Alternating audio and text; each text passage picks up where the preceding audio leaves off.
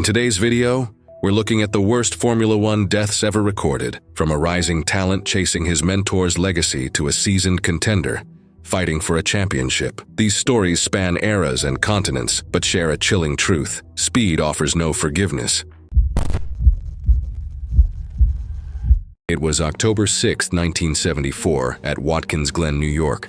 The United States Grand Prix was underway with championship implications as Emerson Fittipaldi battled for the title. But away from the spotlight, a 25-year-old Austrian rookie in just his second Grand Prix was about to meet a fate that would shock even the most hardened racing veterans. Helmut Koenig had impressed John Surtees enough in testing to earn a drive with his team. After finishing a respectable 10th in Canada 2 weeks earlier, he qualified 23rd at Watkins Glen, ahead of established names like Graham Hill. His future looked promising. Teams were already discussing contracts for 1975. On lap 10, disaster struck. Approaching the hairpin at turn 7, a suspected suspension failure sent Koenig's Surtees car straight toward the Armco barriers. The impact wasn't particularly violent. At relatively low speed, he should have walked away. But what happened next was beyond horrific. The bottom portion of the poorly installed Armco barrier buckled under impact, creating a deadly guillotine. The upper section remained rigid as Koenig's car slid underneath. In an instant, the young Austrian was decapitated. Death was immediate. In a shameful display of racing's callous past, officials simply covered Koenig's car with a tarpaulin and allowed the race to continue. The Surtees team only learned of their driver's fate when word filtered through the paddock. They withdrew their second car in mourning. The tragedy was eerily similar to François Sever's fatal crash at the same corner just 1 year earlier. Both accidents highlighted the dangerous inconsistency of safety standards at tracks during this deadly era of Formula One. What makes Koenig's death particularly heartbreaking was its preventability. Had the Armco been properly installed, he likely would have survived. He had married just 5 months earlier, his young wife now a widow. Before F1, Koenig had shown promise in touring cars, Formula V, and sports cars, driving for Porsche in endurance racing. Despite limited funding, his talent was undeniable. John Denny, a Williams mechanic at the time, recalled having dinner with Koenig just days before his death. He was wonderful, modest, and gracious, just a nice guy with a lot of talent. Scott DeLong, a spectator at the race, witnessed the tragedy firsthand. "I remember watching the wheels of Koenig's car as he slid onto the grass," he recalled. "He did not appear to brake as the wheels didn't lock. There was no steering input. The car went through the catch fences like they were nothing. When the front went under the Armco, it bowed upward. The sound it made was a quick, dull thud, not as loud as expected." While Fittipaldi clinched the championship that day and Carlos Reutemann took the race win, Koenig's death cast a shadow over the proceedings. His story remains one of F1's forgotten tragedies. A promising career ended in seconds by negligence and poor safety standards. In the world of Formula One, some deaths become legendary while others fade into obscurity. Helmut Koenig's story belongs to the latter category. A promising talent whose life was cut short in one of racing's most horrific accidents. 50 years later, Koenig deserves to be remembered not just for how he died, but for the talented driver and gentleman he was during his brief time in the spotlight. His death, like many others from that era, eventually contributed to improved safety standards that have saved countless lives in the decades since.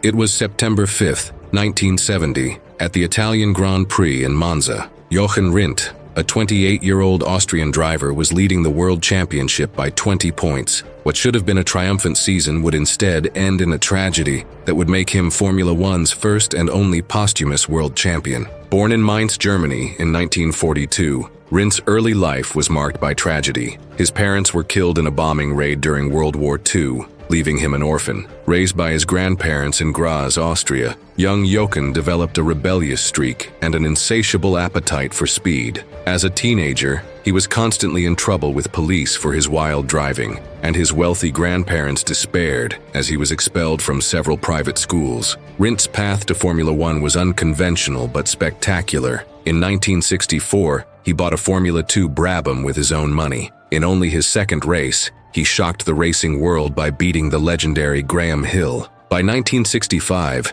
he had signed with Cooper for Formula One and won the prestigious Le Mans 24 Hours in a Ferrari. His aggressive driving style, often sideways through corners, made him a favorite among photographers and fans alike. For 1969, Colin Chapman signed Rindt to drive for Lotus. The relationship was tempestuous from the start. Rindt openly criticized Chapman's cars as unsafe and unreliable, but their speed was undeniable. In 1970, driving the new Lotus 72, Rindt won 4 consecutive races, building a commanding championship lead. That fateful day at Monza, Rindt was practicing in a Lotus 72 stripped of its wings for better straight-line speed. His teammate John Miles had already refused to drive the car in this configuration, describing it as terrifyingly unstable. But Rindt, determined to secure the championship, pressed on. During practice, while braking for the Parabolica corner at around 150 miles per hour, disaster struck. The right front brake shaft, weakened by a manufacturing defect, shattered under the immense forces. The Lotus veered sharply left, smashing into the poorly installed guardrail. The front of the car submarined under the barrier, tearing the front end completely off. Rindt, who refused to wear crutch straps on his safety harness, slid down in the cockpit. The belt buckle caused fatal injuries to his throat and thorax. Bernie Ecclestone, his close friend and manager, was one of the first on scene. All he found were a battered helmet and a single racing shoe thrown from the wreckage. The tragedy exposed multiple failures. The brake shaft had been improperly manufactured, with a stress-concentrating lip left inside the hollow shaft. The Armco barrier was badly mounted, allowing the car to slide underneath instead of deflecting it. And Rindt's own decision not to wear proper safety restraints proved fatal in what might have been a survivable crash. His death shook the racing world. His wife Nina, a glamorous Finnish model, was left to raise their young daughter Natasha alone. The remaining races of 1970 became a somber countdown as Jackie Ickx tried but failed to overcome Rindt's points lead. On November 18, 1970, Jochen Rindt was crowned world champion posthumously, with Jackie Stewart presenting the trophy to Nina. Bernie Ecclestone was so affected by Rindt's death that he initially decided to leave Formula One altogether. When I saw he had died in the hospital, I decided to pack up working in Formula One there and then, he recalled. Though he would eventually return to revolutionize the sport, the loss of his closest friend left a permanent mark. It was September 10, 1961. The Autodromo Nazionale di Monza hummed with high-revving engines as tens of thousands packed the grandstands around Ferrari's home circuit. Count Wolfgang von Trips, 33, led the Formula One championship with only 2 races remaining. The German aristocrat was one solid finish away from clinching the title, representing the pride of his nation in Ferrari's scarlet machinery. Von Trips wasn't just another driver. An aristocrat by birth and racer by obsession, he'd survived crashes that ended other men's careers. In one instance in 1960, he broke ribs and suffered a concussion in Belgium. But 1961 was different. He was smooth, consistent, fast. Now he faced his own teammate, American Phil Hill, for the championship in Ferrari's unmatched 156 Sharknose cars. Formula One in 1961 was brutally dangerous. Drivers piloted 200 horsepower machines at speeds exceeding 150 miles per hour around circuits with minimal safety features, where spectators crowded against low fencing mere feet from the racing line, and cars launched airborne with devastating consequences when mechanical failures occurred at racing speeds. The racetrack's 6.2-mile layout was unforgiving. The twin bankings punished even slight misjudgments, while fences sat dangerously close to the pavement. Spectators leaned over barriers, no more than feet from cars traveling at maximum velocity. Safety standards were virtually non-existent compared to modern racing. At the start, Hill surged forward while Von Trips held second. By lap 2, Von Trips was defending his position, holding his line through Curva Grande before the long blast toward Parabolica. But by then, the roar of engines had already drowned out the warning that something was about to go terribly wrong. At 2:15 p.m., disaster struck. Von Trips' Ferrari edged left as another car tucked behind, drafting at over 150 miles per hour. Just before the right-hand bend, their wheels made contact, minimal but enough. The Ferrari snapped left violently, and at those speeds, recovery was impossible. Von Trips' car veered sharply offline, hit the embankment, and went airborne. The Ferrari flipped violently, launching up and over the shallow fencing. The vehicle disintegrated mid-flight, chassis tearing apart as it cartwheeled through the air. Von Trips, unrestrained by modern safety equipment, was thrown from the cockpit. His body landed feet from the fence, killed instantly from massive head and chest trauma. The wreckage sprayed the crowd with devastating effect. With no catch fencing and spectators packed tight along barriers, flying debris struck dozens. Bodies fell backward as screams drowned out engine noise. 15 spectators, including multiple children, died from impact with tires, suspension arms, and twisted bodywork. Despite the carnage, the race continued. Marshals secured the area, but no red flags were shown. Race organizers, fearing panic, allowed the event to proceed. Drivers weren't told what happened. Phil Hill won and secured the World Championship, his victory forever muted by the tragedy. Von Trips was buried in Germany with full honors. The authorities responded by eventually banning banked circuits and mandating improved fencing. The Autodromo Nazionale di Monza would never again run in that configuration.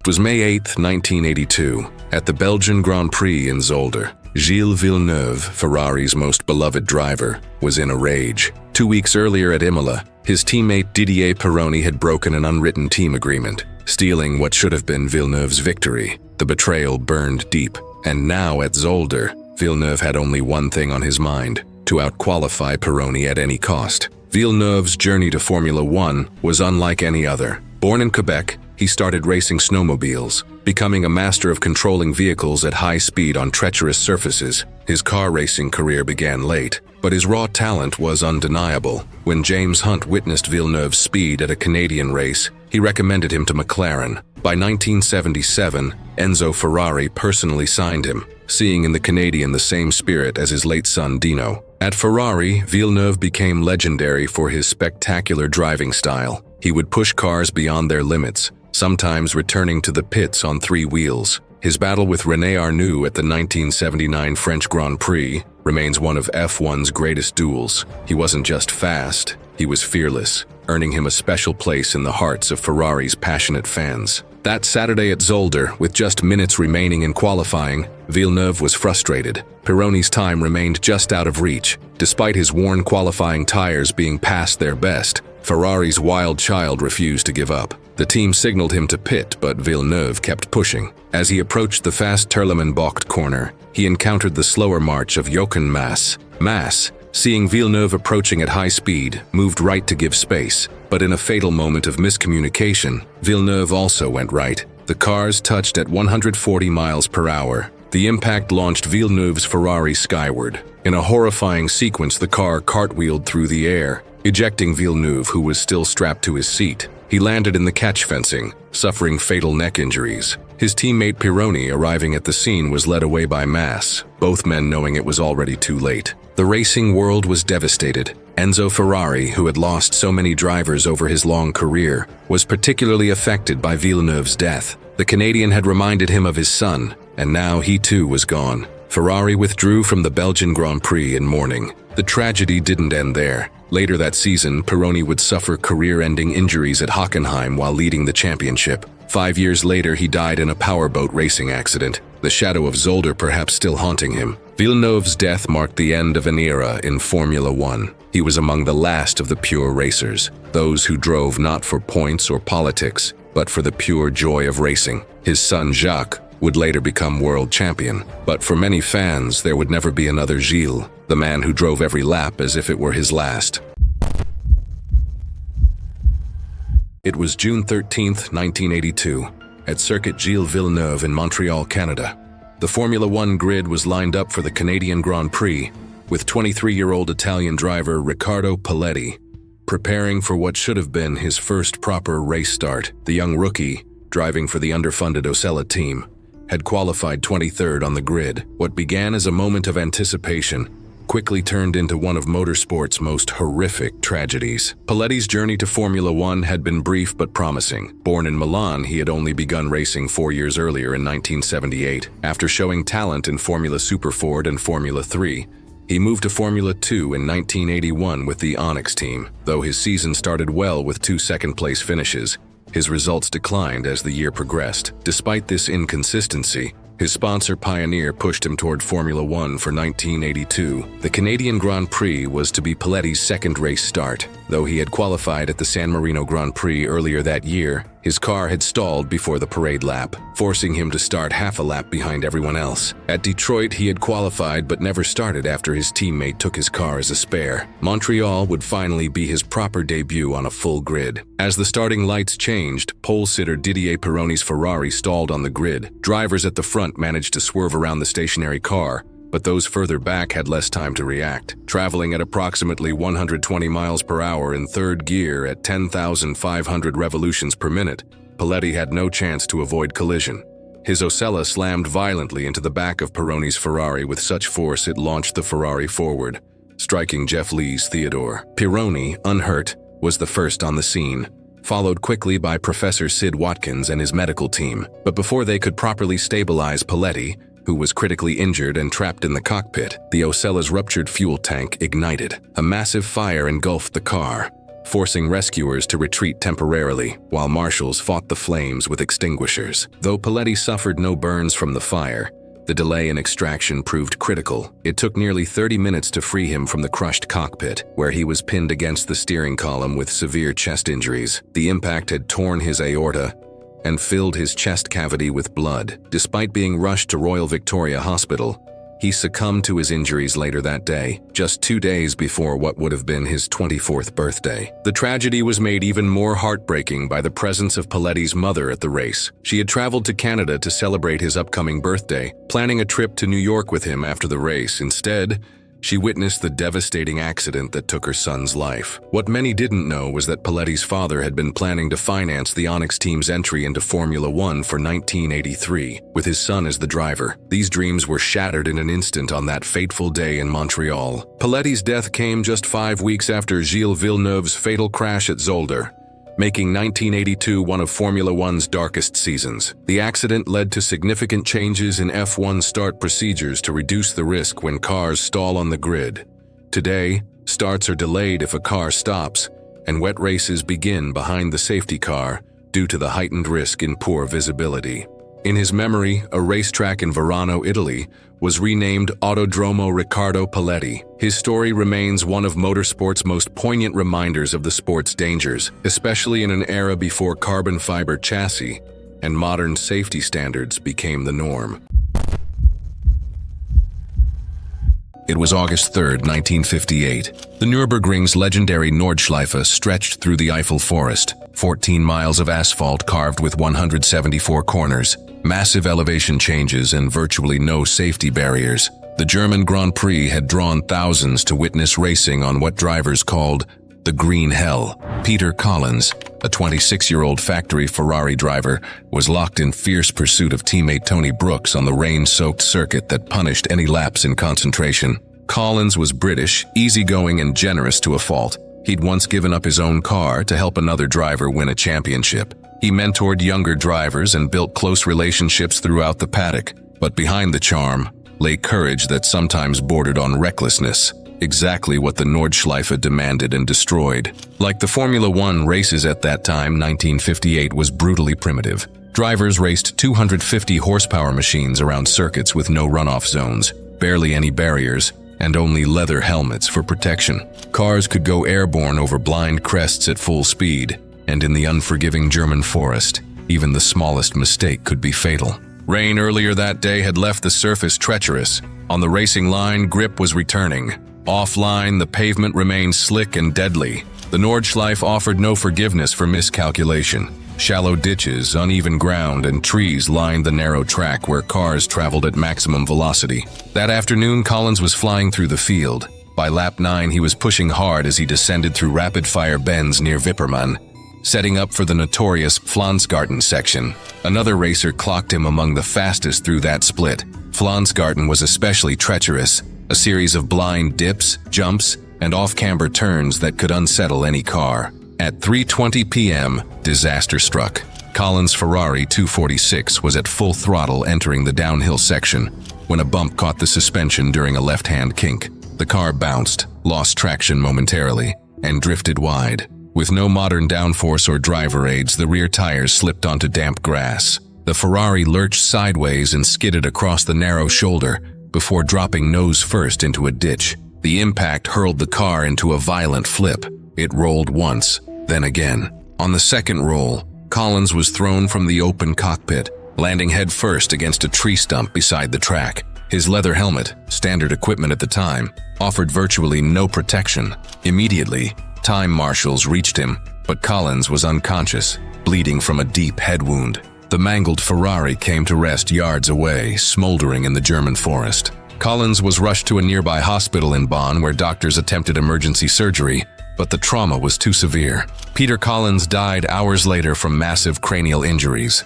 He was just 26 years old. His promising career ended by the circuit that had claimed so many before him. News devastated the paddock. Ferrari officials were heartbroken. One of his teammates withdrew emotionally from media engagements. Collins's funeral was held quietly at St. James's Church in Stone, where he'd grown up. In response, Nürburgring officials reinforced several high-risk sections with barriers and fencing. Collins' death added to growing pressure on Formula One to improve safety, even at the sport's most iconic circuits. It was March 5, 1977, at the South African Grand Prix in Kyalami. Tom Price, a 27-year-old Welsh driver, was gaining recognition as one of motorsport's rising stars. Known for his exceptional skill, especially in challenging wet conditions, many believed he had the talent to become a future champion. Born in Ruthin, Wales, Price's journey to Formula One was unconventional. Starting as a tractor mechanic, he quickly made his mark in local racing. His natural talent caught attention, and by 1974, he had reached Formula One. In 1975, he won the Race of Champions at Brands Hatch, a significant non-championship event, proving his abilities among the sport's elite. That fateful day in Kyalami, Price was showing his usual determination. During practice in wet conditions, he posted the fastest lap, even beating reigning champion Niki Lauda. The race began with Price starting from a lower position, but he was quickly moving through the field, showcasing his overtaking skills. On lap 21, tragedy struck. Renzo Zorzi, Price's teammate, had pulled over on the main straight with a mechanical issue that caused his car to catch fire. Two track marshals, including 19-year-old Frederik Jansen van Vuren, rushed across the track carrying fire extinguishers. The first marshal made it across safely, but Jansen van Vuren was caught in a horrific moment that would claim both his and Price's lives. Traveling at approximately 170 miles per hour, Price had no time to react. The collision was devastating. Jansen van Vuren was killed instantly, and the fire extinguisher he was carrying struck Price with immense force, causing fatal injuries. His car, now out of control, continued down the track before crashing into Jacques Laffitte's vehicle. The impact on the motorsport community was profound. Price's death was particularly tragic because many believed he was on the verge of greatness. Colin Chapman had reportedly been considering him for a Lotus drive, which could have led to championship opportunities. His hometown in Wales, where he was regarded as a hero, was devastated by the loss. The tragedy raised serious questions about track safety and marshal protocols. The incident highlighted the dangers faced not only by drivers, but also by the brave volunteers who serve as track marshals. The deaths of both Price and Jansen van Vuren led to changes in how marshals would respond to on-track incidents. It was August 17, 1975. Morning practice for the Austrian Grand Prix began under gray skies at the Österreichring, with teams scrambling to find pace on the damp surface before more rain arrived. Mark Donohue, a 38-year-old American racer and engineer, was still adjusting to European Formula One's demands. Just days earlier, he'd broken a closed-course speed record at Talladega. Now he was back to his methodical approach, calculating, analytical, determined to close the gap against better-funded rivals. Donohue carved out a reputation as both a brilliant racer and exacting development mind. He'd conquered IndyCar, won the Indy 500, and helped elevate Penske into a motorsport powerhouse. But Formula One was different, more technical, more demanding. The March 751 was twitchy at high speed, prone to instability under braking, but Donohue had faith in his systematic method. The track that day, Österreichring, demanded precision. Its fast curves and blind crests left no margin for error, especially on a track surface still slick from earlier rain. Drivers pushed hard to adapt, chasing grip on a circuit that shifted from lap to lap. Behind the scenes, crews scrambled to adjust setups before conditions changed again. That morning, Donohue pushed for consistency through Austria's challenging layout. The crew adjusted downforce and ride height between sessions, tweaking parameters to extract maximum performance from the temperamental car. Just before 10 a.m., he went back out for another timed run, carrying more speed than previous sessions. The track had begun to dry, but there was a tension in the air, an unease no one could quite place, and that silence shattered. As Donahue powered through the high-speed right-hander at Wursthügel Kurve, turn 1, at over 140 miles per hour, his front tire gave out without warning. The car snapped left instantly, skidding across the damp surface and crashing hard into the catch fencing on the far side. What began as a routine practice lap ended in chaos within seconds. The impact was devastating. The march disintegrated as it struck the barrier, shredding both car and fence. Flying debris struck a track marshal, killing him instantly. Donahue emerged from the wreckage conscious and alert, though clearly shaken. Medical staff noted a growing headache and took no chances. He was airlifted immediately to Graz Hospital for observation. Initially, his condition seemed stable, but that evening everything changed. Donahue became disoriented, then unresponsive. Scans revealed a cerebral hemorrhage, delayed trauma from his head striking a fence post during the crash. Doctors operated immediately, but internal bleeding had already caused irreversible damage. 2 days later, on August 19, 1975, Mark Donahue was declared dead. He was just 38 years old, killed not by speed or fire, but by the delayed consequences of what seemed like a survivable accident. Mark Donahue was buried in New Jersey, near the hometown where his fascination with speed first began. Former teammates, engineers, and Penske racing staff attended, paying tribute to a driver whose methodical approach had reshaped how teams viewed racing. In the years that followed, investigators confirmed a tire failure as the cause of the crash, leading to a $9.6 million settlement between Goodyear and Penske in 1986. Turn 1 at the Österreichring was reprofiled in 1977, a quiet acknowledgement that even the most precisely designed corners could still turn fatal. It was May 1, 1994, at the San Marino Grand Prix in Imola, Italy. The atmosphere was already heavy with death, as just 1 day earlier, Austrian driver Roland Ratzenberger had lost his life during qualifying. What no one knew was that this dark weekend would claim another victim, one of racing's greatest legends, in a way that would change Formula One forever. Ayrton Senna, a three-time Formula One world champion, had joined Williams for the 1994 season after dominating with McLaren. But things weren't going well. The FIA had banned electronic driving aids, making the cars more dangerous and unpredictable. Senna had voiced concerns about his Williams FW16, telling his team the car felt unstable, difficult to control. Despite his worries, he chose to race that Sunday, even placing an Austrian flag in his cockpit to honor Ratzenberger, after what he hoped would be a victory. That morning, F1 doctor Sid Watkins, seeing Senna's distress over Ratzenberger's death, made a suggestion that would haunt him forever. "You've been 3 times world champion.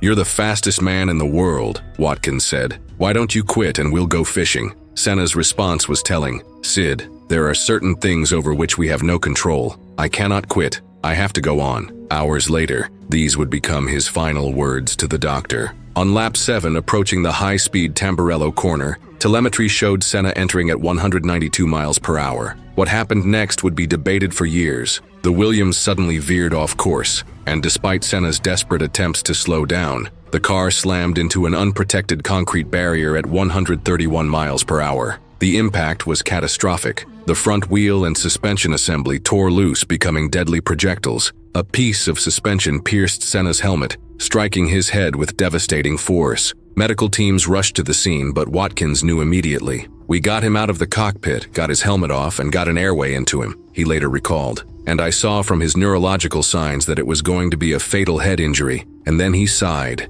and his body relaxed. And that was the moment, I'm not religious, that I thought his spirit had departed. Brazil declared 3 days of national mourning. An estimated 3 million people lined the streets of São Paulo, watching in grief as their hero's coffin passed by on a fire truck. Even his fierce rival Alain Prost served as a pallbearer, tears streaming down his face as he carried the coffin of the man who had pushed him to his limits on the track. In Senna's car, they found the Austrian flag he had planned to wave for Ratzenberger. He never got the chance. The investigation would later reveal that a steering column failure likely caused the crash, though debates continue to this day. What's undeniable is how Senna's death changed Formula One. The sport implemented immediate safety reforms, improved cockpit protection, redesigned tracks, enhanced helmet standards, and mandatory head and neck support devices. Senna's death marked a turning point in Formula One safety. In the years that followed, major reforms reshaped the sport, leading to significant advancements in driver protection and track safety. His family established the Ayrton Senna Institute, which has helped over 36 million Brazilian children through education. Even today, 3 decades later, many consider him the greatest Formula One driver who ever lived. It was October 5, 2014, at the Suzuka circuit in Japan. Formula One drivers were competing in treacherous conditions as Typhoon Fanfone brought heavy rain and winds to the track. Among them was 25-year-old Jules Bianchi, a rising star from Nice, France, driving for the Marussia team. What started as a challenging race would end in one of motorsport's most devastating tragedies. The race began behind a safety car due to the dangerous conditions. After 2 laps, officials red flagged the session as rain intensified. When racing eventually resumed, the track remained wet and visibility poor. Drivers struggled to maintain control, with several spinning off track as the race progressed. On lap 43, Adrian Sutil lost control of his Sauber at turn 7, crashing into the barriers. Race officials deployed double yellow flags rather than a safety car, and a recovery vehicle entered the track to remove Sutil's car. Just moments later, disaster struck. Bianchi, fighting to keep his Marussia on track in the worsening conditions, aquaplaned at the same corner. His car slid uncontrollably toward the recovery vehicle, wedging underneath it with devastating force. The impact was so severe it lifted the multi-ton tractor. Bianchi suffered a diffuse axonal injury, a traumatic brain injury where the brain shifts and rotates inside the skull, tearing connecting nerve fibers. Medical teams rushed to the scene, but the damage was catastrophic. Bianchi fell into a coma and was transferred to a hospital in Yokkaichi. For 9 agonizing months, his family maintained vigil as he fought for his life. On July 17, 2015, Jules Bianchi passed away, becoming the first driver to die from injuries sustained during a Grand Prix weekend since Ayrton Senna in 1994. The tragedy sent shockwaves through the racing world. Drivers who had competed alongside Bianchi were devastated. His godson Charles Leclerc and childhood friend Pierre Gasly, both future F1 drivers, were particularly affected. At Bianchi's funeral, fellow drivers Sebastian Vettel and Romain Grosjean helped carry his coffin in a heartbreaking display of brotherhood. Bianchi's death prompted crucial safety changes in Formula One. The virtual safety car VSC was introduced, forcing all drivers to slow down immediately when accidents occur. In 2018, the controversial but life-saving Halo device became mandatory, protecting drivers' heads with a titanium structure around the cockpit. Though initially criticized for its appearance, the Halo has since saved numerous lives, including those of Lewis Hamilton, Charles Leclerc, and Romain Grosjean. The impact of Bianchi's accident was highlighted again in 2022, when at the same track and in similar wet conditions, a recovery vehicle was deployed while Pierre Gasly was still on track. Gasly, passing the truck at high speed, was furious. "We lost Jules already. We all lost an amazing guy 8 years ago at the same track in the same conditions, with a crane." Jules Bianchi was more than just a talented driver. He was Ferrari's test driver, poised for a bright future with the team. He had scored Marussia's first championship points with a remarkable 9th-place finish at Monaco, driving a car that was typically 3 seconds slower than the leaders. His performance that day in Monte Carlo had impressed everyone in the paddock, with many team principals taking notice of his exceptional talent and racecraft. Born into a racing family, his grandfather Mauro had competed in GT racing, and his great-uncle Lucien had raced in Formula One. Jules seemed destined for greatness. His death at just 25 cut short what many believed would have been a championship-caliber career. 10 years after that fateful day in Suzuka, Jules Bianchi's legacy lives on through the safety measures that protect today's drivers. His story remains one of motorsport's most tragic reminders that even in the pursuit of speed, safety must always come first. It was October 6, 1973. The morning sun cut through mist at Watkins Glen, New York, where the Grand Prix circuit twisted through forested terrain lined with unforgiving steel barriers. François Sévère, a 29-year-old French driver, stood on the verge of Formula One stardom.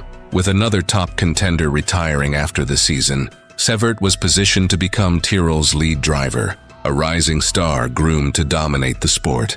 Early on, Severt faced rejection due to his Jewish heritage and flamboyant style, but by 1973, he'd proven himself under Stewart's mentorship. Disciplined, technical, charismatic, with raw, natural speed that few could match. The Glen suited his aggressive driving style perfectly. In 1973, drivers hurled 500 horsepower cars at over 150 miles per hour around tracks with almost no safety measures in Formula One. Just narrow asphalt, steel barriers, and no room for error. One mistake at the edge of control could mean the end. That Saturday morning brought qualifying tension. Every lap mattered for grid position. One of the contenders wanted to finish his career strong, while another had already posted a blistering time in his car. Severt responded with scorching laps through the S's, the fearsome uphill complex known for high speeds and narrow lines. The S's were unforgiving, rising through turn 3 into the right-left sweep of turns 4 and 5. The asphalt narrowed with little room for error. At 150 miles per hour, a tire an inch offline could trigger catastrophe. Barriers designed to catch rather than absorb lined both sides. There was no runoff, no energy dispersion, just steel. At 11:15 a.m., Severt's Tyrrell entered the S's fast. As he crested into turn 5's left-hand kink, his left wheels clipped the curb, barely, but enough. The car destabilized and oversteered sharply. At that velocity, there was no correction possible. The Tyrrell spun clockwise, crossing the narrow track before the right side slammed into the barrier with devastating force. The initial impact lifted the chassis. Momentum twisted the wreck as it struck again, cockpit first, into the opposite barrier.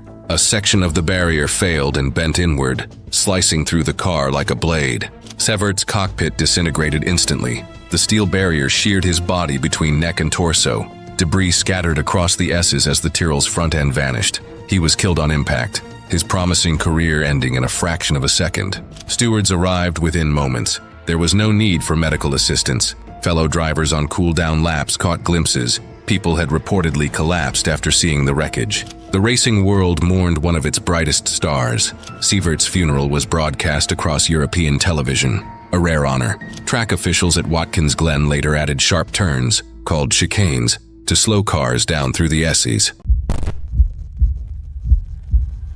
It was July 29, 1973, at the Dutch Grand Prix in Zandvoort. The Formula One circus had arrived at the challenging circuit nestled in the sand dunes near the North Sea coast. Among the drivers was 25-year-old Roger Williamson, a promising British talent making just his second Grand Prix start with the March team. Williamson had risen through the ranks of British motorsport, winning multiple Formula 3 championships. His talent had caught the eye of wealthy businessman Tom Wheatcroft, who became his mentor and financial backer. Together, they had plotted a path to Formula One, with Williamson showing the kind of promise that suggested a bright future at the sport's highest level. On lap 8 of the race, disaster struck. Approaching the high-speed tunnel Oost corner, Williamson's March suffered a suspected left rear tire failure at approximately 150 miles per hour. The car veered off the track, hit the barriers, flipped upside down, and burst into flames. Williamson was trapped inside the burning wreckage, conscious but unable to free himself. What followed was one of the most harrowing scenes in Formula One history. David Purley, another British driver, witnessed the crash and immediately stopped his car, running across the track as other cars sped by. Purley desperately tried to flip the burning March back onto its wheels. He could hear Williamson shouting for help from inside. "I could see he was alive," Purley later recalled. "I could hear him shouting, but I couldn't get the car over. I was trying to get people to help me, and if I could have turned the car over, he would have been all right." The race continued. No red flag was shown. Track marshals, lacking proper fire-resistant clothing, stood helplessly by as Purley fought alone. He grabbed a fire extinguisher, but it was woefully inadequate against the growing inferno. In desperation, Purley waved frantically at passing drivers, begging for help that never came. For 8 agonizing minutes, Purley battled to save his fellow driver while the race continued around them. When fire trucks finally arrived, it was too late. Roger Williamson had died from asphyxiation, trapped upside down in his burning car. The tragedy exposed shocking inadequacies in Formula One safety protocols. Marshals without proper equipment, no immediate red flag, and a fire truck unable to access the scene quickly enough all contributed to a preventable death. Purley was later awarded the George Medal, Britain's highest civilian award for bravery, for his heroic but futile rescue attempt. For Tom Wheatcroft, the loss was devastating. He didn't just lose a driver, his son Kevin later reflected. He lost part of the will to live. He lost part of the passion for motorsport. The Dutch Grand Prix continued that day, with most spectators unaware of the tragedy that had unfolded. Jackie Stewart went on to win the race, but the victory celebrations were subdued as news of Williamson's death spread through the paddock. Just 2 weeks earlier, Williamson had made his Formula One debut at the British Grand Prix, only to be caught up in a first-lap accident. Zandvoort was supposed to be his proper introduction to the sport. Instead, it became his final resting place. The most haunting aspect of the tragedy was its preventability. Had the marshals been properly equipped? Had the race been stopped?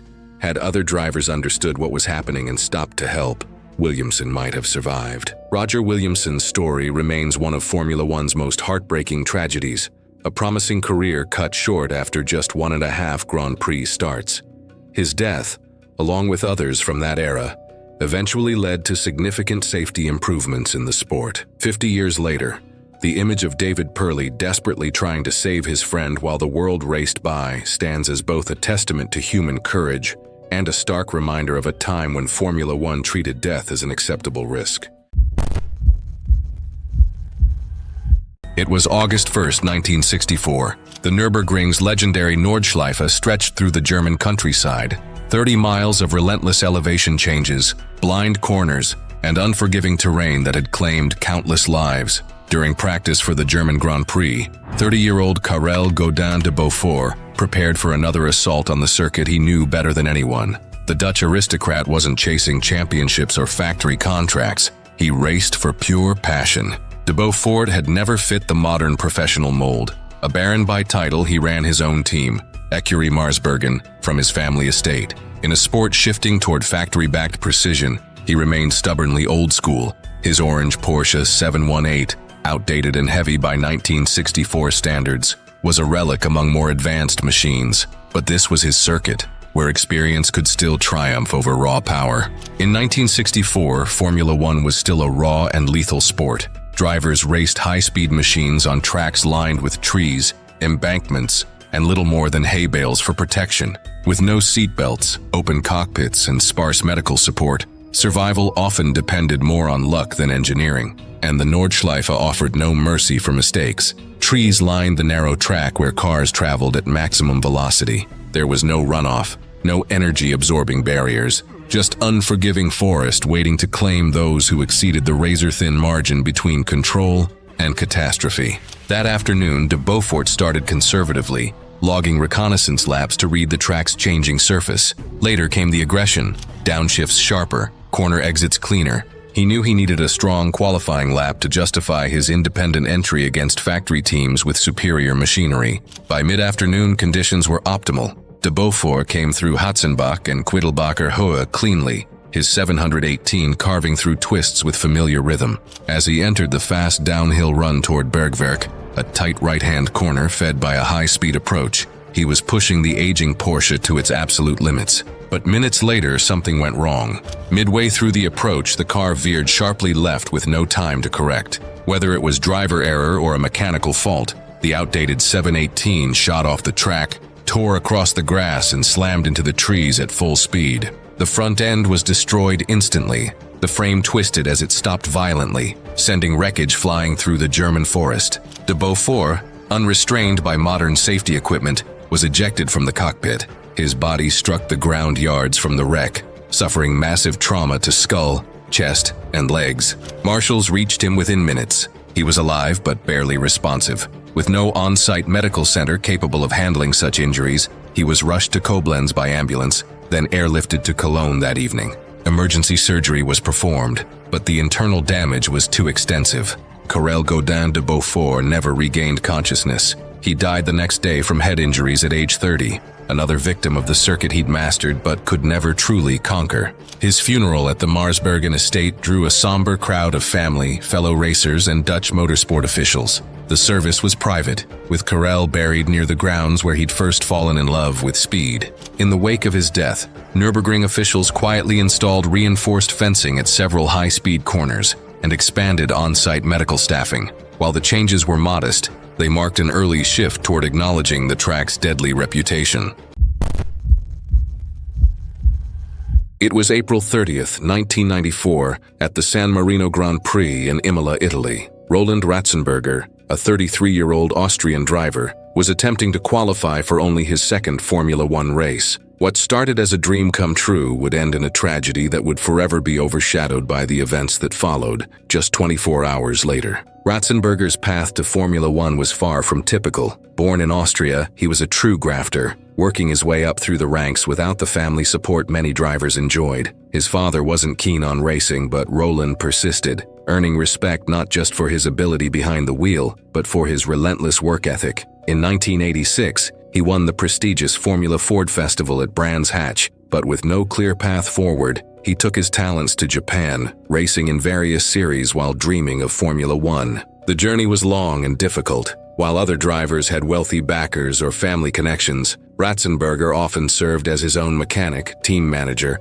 and driver all at once. He competed in touring cars, Japanese Formula 3000, and even the Le Mans 24 Hours, taking any opportunity to prove himself. His determination finally paid off when he secured backing from a wealthy Monaco businesswoman, Barbara Bellau, who helped him secure a seat with the new Simtek team for 1994. After years of struggle and determination, Ratzenberger finally achieved his dream in 1994. His first race in Brazil ended in disappointment when he failed to qualify, but in Japan at Aida, he made the grid and finished 11th, a remarkable achievement for both driver and team. Now at Imola, he was eager to prove himself again. The weekend had started with promise. Ratzenberger was getting more comfortable with the car, though he had complained about the carbon brakes, something new to him. His teammate, David Brabham, had tested the brakes and confirmed they needed changing. With new brakes fitted, Roland's confidence grew, and his pace improved significantly. During qualifying, Ratzenberger was pushing hard to make the grid.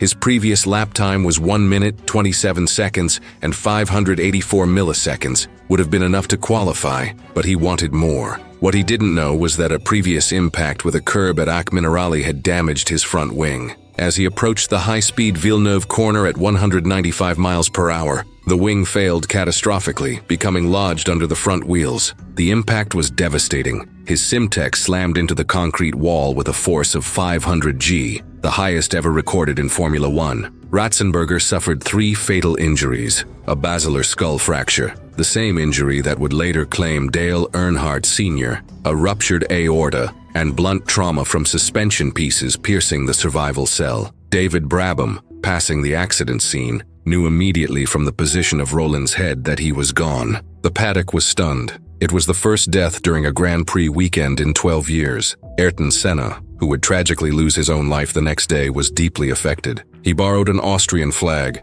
planning to raise it after winning the race in Roland's honor, a gesture he would never get to make. Senna even joined Professor Sid Watkins, the F1 doctor in the medical helicopter, as they rushed Ratzenberger to the hospital, though it was already too late. Nick Wirth, Simtek's founder and car designer, watched the catastrophe unfold on a television monitor. "I'll never ever forget it," he said. "To see Roland lying on the grass receiving heart massage. Your body behaves in very strange ways at times like that. You literally lose control. Your legs turn to jelly, and you feel you want to throw up." The guilt of being both team owner and car designer weighed heavily on him, though investigations would later show the accident was caused by unforeseen circumstances rather than design flaws. Only 4 Formula One drivers attended Ratzenberger's funeral: Gerhard Berger, Heinz-Harald Frentzen, Karl Wendlinger, and Johnny Herbert. While 3 million people lined the streets for Senna's funeral in Brazil, about 250 people gathered in Salzburg to bid farewell to Roland. His parents, Rudolf and Margit, moved into their son's flat after his death, surrounding themselves with his trophies and memories. The tragedy exposed the limitations of qualifying regulations. Had Ratzenberger not been under pressure to maximize every lap, he might have chosen to pit and check the car after the initial impact that damaged his wing. Instead, he pressed on, a decision that would cost him everything. His death, along with Senna's the following day, led to fundamental changes in Formula One safety, including improved crash structures, better cockpit protection, and stricter technical regulations. 20 years later, Ratzenberger's parents returned to Imola for the first time since his death. "We were just happy that he'd achieved his dream to be a driver in Formula One," his father Rudolf said. "It had been a long time driving in Japan, Germany, and England to get there. I didn't see one of his Grands Prix. I've never wished that he didn't do Formula One. No, because that was what he wanted to do. That was his dream." It was May 14, 1986. At the Paul Ricard circuit in France, Formula One teams were conducting routine testing between races, with drivers pushing their cars to the limit on the high-speed track. Among them was 28-year-old Elio De Angelis, an Italian driver known for his smooth style and aristocratic demeanor. What began as a normal testing day would end in one of motorsport's most preventable tragedies. De Angelis was driving the radical Brabham BT55, designed by Gordon Murray. The car featured an innovative low-line design, with the BMW engine tilted to improve aerodynamics. Though revolutionary in concept, the car had proven difficult to drive and unreliable in the early races of 1986. De Angelis, who had joined Brabham after 6 successful seasons with Lotus, was working to improve the troublesome machine. At approximately 11 a.m., De Angelis was navigating the high-speed S-bend known as the Verrerie curve when disaster struck. The rear wing of his Brabham suddenly detached at nearly 180 miles per hour, causing an immediate loss of downforce. The car became airborne, flipped multiple times, and crashed violently over the guardrail. It came to rest upside down, trapping De Angelis inside as fuel began to leak from the damaged tank. What happened next exposed the shocking inadequacy of safety measures during testing sessions. Unlike race weekends, there were few marshals present, no medical helicopter on standby, and minimal emergency equipment available. Only 2 Benetton mechanics who happened to be in the pits witnessed the accident. They rushed to the scene but had no proper firefighting equipment. As the car caught fire, those present struggled desperately to right the overturned Brabham and extract De Angelis. Alan Jones, who had been preparing to start his own testing run, was among the first drivers to arrive. He later described finding marshals in shorts who didn't have a clue how to handle the situation. The fire kept flaring up, fed by leaking fuel, while De Angelis remained trapped inside. Remarkably, De Angelis had survived the impact with only a broken collarbone. It was not the crash that threatened his life, but the smoke and fumes he was inhaling while trapped in the burning car. By the time rescuers managed to extract him, he had been starved of oxygen for critical minutes.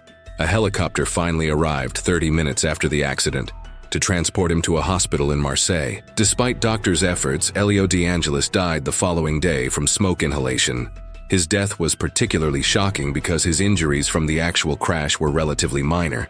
Had proper rescue equipment and personnel been present, he likely would have survived. De Angelis was more than just a talented driver. Known as Formula One's last gentleman, he came from a wealthy Roman family, but earned respect through his skill and character. He was an accomplished classical pianist who once entertained his fellow drivers during the 1982 drivers' strike in South Africa. In 108th Grand Prix starts, he had secured 2 victories and 122 career points. His death prompted significant changes to testing safety protocols. The FIA eventually mandated that test sessions must have the same safety standards as race weekends, including medical helicopters and proper emergency response teams. Gordon Murray, devastated by the loss of a driver in one of his cars, was never quite the same afterward. 25 years would pass before another Formula One driver died from injuries sustained on track. Elio De Angelis' legacy lives on as a reminder that in motorsport, safety can never be compromised, even when the cameras aren't rolling. It was October 19, 1958. The Moroccan Grand Prix unfolded on Casablanca's brutal Ain Diab street circuit, a high-speed loop of public roads carved through desert sand and coastal winds. The sun-pounded tarmac baking in 100 degrees Fahrenheit heat as the final Formula One championship round reached its climax. Stuart Lewis Evans, a 28-year-old Briton driving for Van Wall, had one mission: finish strong and support teammate Sterling Moss's title bid. Lewis Evans wasn't born into racing privilege. Originally a mechanic, he'd clawed his way into Formula One through grit and technical skill. His team owner saw promise in the quiet, determined driver and gave him a shot alongside established stars like Moss. While Moss grabbed headlines, Lewis Evans quietly delivered, often outperforming more experienced names in the temperamental but powerful Van Wall machines.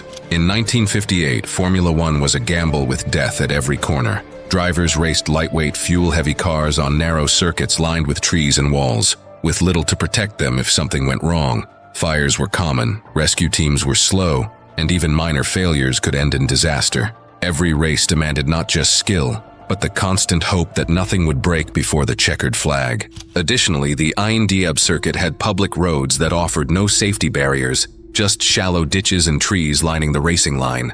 Oil spots, dust, and rubber coated the deteriorating surface as cooling systems struggled in the oppressive heat. Cars were pushed beyond their mechanical limits in conditions that punished any failure. By lap 40, the track had begun disintegrating. Lewis Evans was running fifth, pressing hard despite having to replace his car to mechanical failure earlier. The remaining cars battled extreme conditions as engines strained against the relentless desert heat. As the laps wore on, the field began to stretch out, engines straining under the late race heat. Then, without warning, disaster unfolded as Lewis Evans charged down the straight, his car at full throttle and the engine under heavy load. The sudden seizure locked the rear wheels, sending the car into a violent spin on a circuit with no runoff, no barriers, and nowhere to go but into danger. The van wall slid sideways, hit a shallow ditch, and launched airborne. It rolled violently, nose over tail, crashing into trees beyond the circuit boundary. The impact ruptured fuel lines instantly.